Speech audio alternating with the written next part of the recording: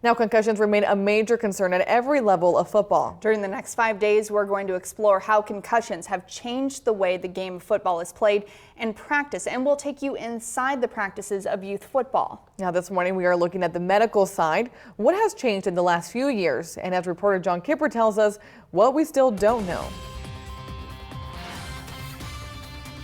There's no doubt that over the last 5 to 10 years, everybody involved in sports at every talent level has become more aware that a concussion is a serious injury, something most people just shrugged off in the past. Medical science is only so far along. There's still so much we don't know. I cannot confidently tell you how having 1 versus 3 versus 10 concussions when you're young, how that's going to affect you 50 years from now. It makes sense, and we think that the more times you get hit in the head, it's probably worse for you. Concussions have been a common football injury since the game began, but it hasn't been until recently that teams have taken them seriously. Now there's a clear protocol. Every team, from the NFL down to youth football, follows it. The focus? Keeping players from going back in early and getting a concussion on top of a concussion or second impact syndrome.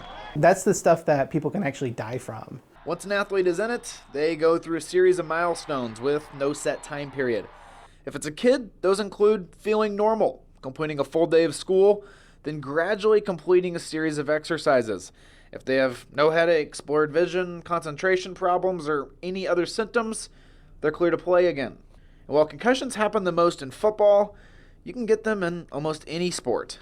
An 11-year study that monitored high school athletes shows soccer players get them by far more than any sport other than football. Most of the concussions in soccer are from running into another person or hitting your head on the ground. But why did the sports world change so swiftly on concussions without any major research showing their effects?